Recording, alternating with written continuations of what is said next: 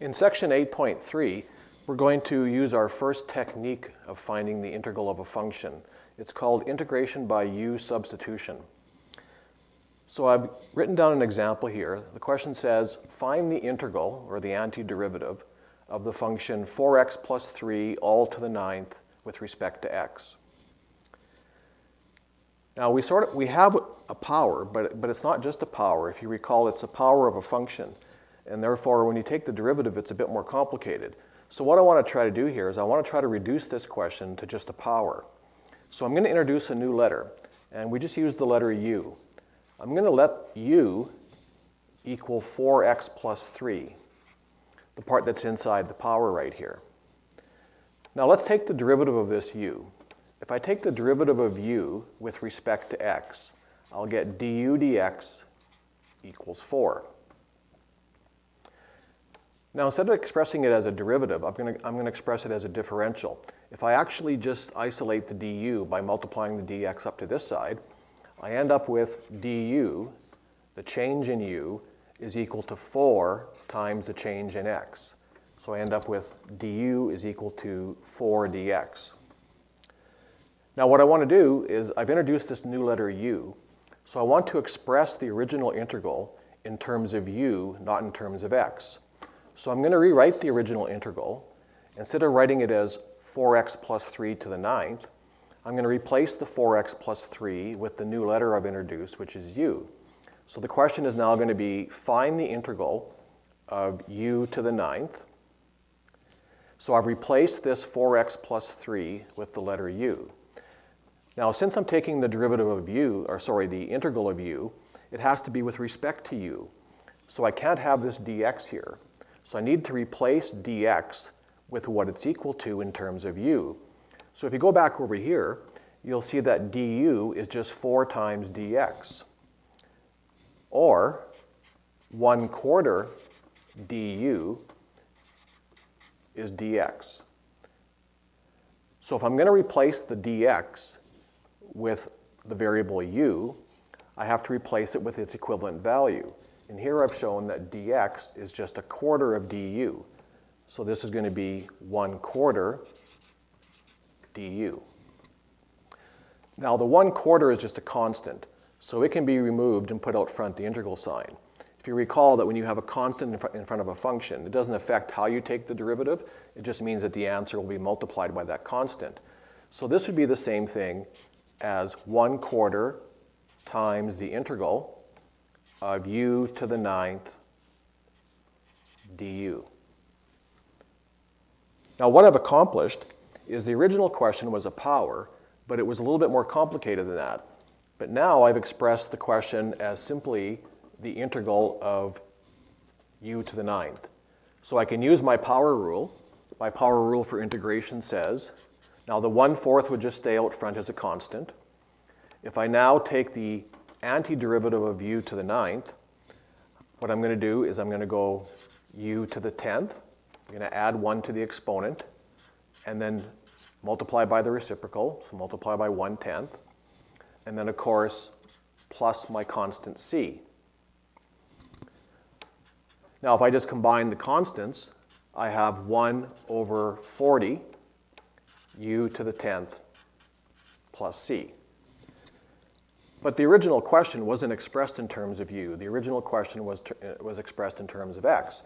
So we know that u is just 4x plus 3. So we would write our final answer as 1/40, replace the letter u with 4x plus 3 to the 10th plus c. And of course, it's always good to check your answer to make sure that you've expressed it correctly.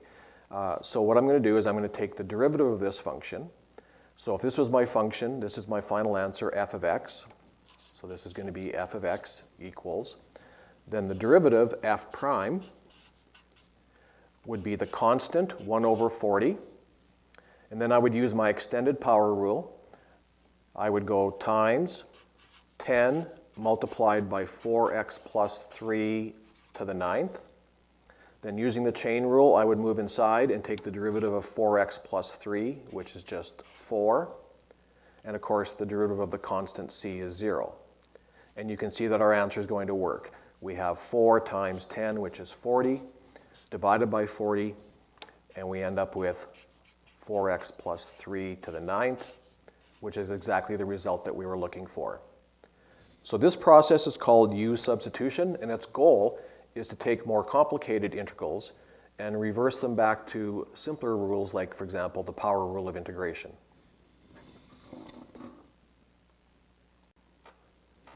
Okay, we're going to try some more examples of integration by U substitution. So here we have another example that says find the integral of x squared times bracket x cubed minus 5 to the 5th with respect to x. So again, the key is to introduce a new variable u. Now it's going to take a little while to get used to what you want to replace with the letter u. In this case, we're going to let the letter u equal what's inside the power, x cubed minus 5. Okay, so once we've done that, we then differentiate that function. So du dx is 3x squared. And then we always want to isolate the du. So du is equal to 3x squared dx. Our next step is to go back to the original question. And the original question is in terms of x. We want to replace all of the x's with our new variable u. So first of all, I'm going to rewrite the original question. I'm going to move this x squared back behind the power. So I'm going to have x cubed minus 5 to the 5th times x squared dx. So I know that this x cubed minus 5 is my new variable u. So this is going to be the integral of u to the 5th. And then you'll notice here we have an x squared dx, which we also have right here, except it's being multiplied by 3.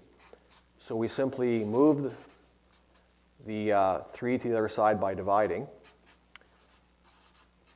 And now we have x squared dx in terms of u. So we can replace this x squared dx with 1/3 du. I like to just put the 1/3 out front because it's just a constant. And then this will be du. So you see what's been accomplished through this substitution method is what started out as a very complicated antiderivative is been reduced to a simple power rule. So now we go ahead and find the antiderivative. It would be 1/3 times 1/6 u to the 6th plus c, or 1/18 u to the 6th plus c. And then the final step is to replace the letter u with what you made u equal to. Don't forget that step. So your final answer would be 1/18 times x cubed minus 5 to the 6th plus c. Now it's a really good idea at this point to always check your answer. Your answer was found by trial and error. And so it's not a bad idea to always take the derivative just to make sure that you've got the right answer.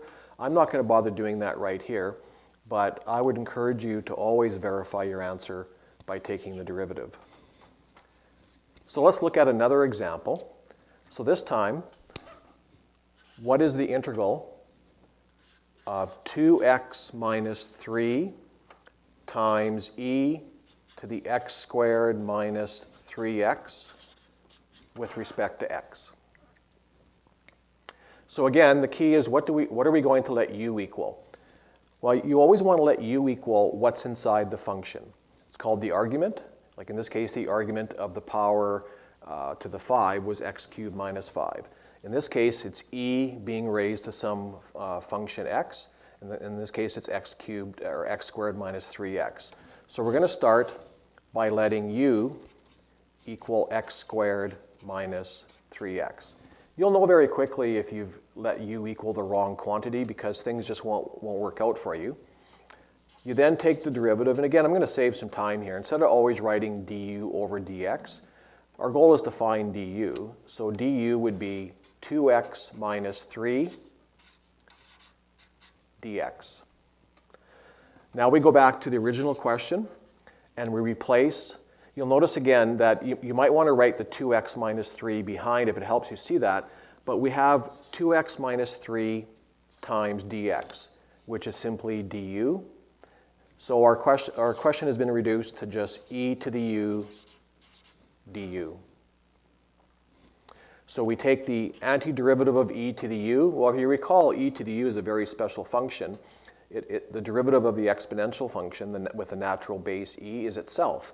So the antiderivative of e to the u is just e to the u plus our constant c. And then finally, we just replace the letter u with the original expression, and our answer would be e to the x squared minus 3x plus c.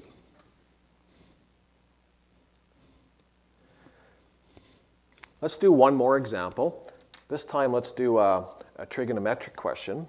So what if it was, what is the integral of secant to the fourth x times tan x all with respect to x? Again, the challenging part, and the part that might just have to be some practice, is what do you let u equal? In this case, I'm going to let u equal the function secant x. If I then take the derivative du, if you recall, the derivative of secant x is secant x tan x. So the derivative will be secant x tan x dx.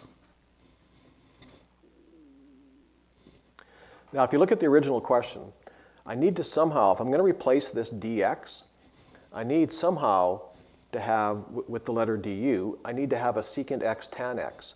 Well, here I have a secant to the fourth tan x. So I'm just going to rewrite this. I'm going to rewrite it as secant cubed x times secant x tan x dx. You see the purpose for me doing that? I needed to have a secant x tan x in order to replace my dx with du. Again, this just comes with a little bit of practice. So now what I do is I recognize that the secant here, the secant is just u. So I have secant x all cubed. So this is just going to be the integral of u cubed. That's just this part right here. And then the secant x tan x dx can be replaced with du. So again, what started off as a very complicated trigonometric function has been reduced to a very simple power function. So the answer is just going to be 1/4 u to the fourth plus c. And then finally, we just replace the letter u with what we let u equal. So our final answer in terms of x would be 1/4 secant to the fourth x plus c. So finally, just to wrap this up, the most difficult step in u substitution is what you let u equal to. So generally, if u has been assigned correctly, then the du, or a multiple of du, will appear in the integrand. That's how you know you're on the right track. When you take the derivative du, this answer right here has to somehow appear in the integrand of the original integral. And that just comes with a bit of practice. If after substitution your integral contains variables that have x in them and not u, then you're obviously on the wrong path. So it's just a matter of practice, and that wraps up our section of integration by u substitution.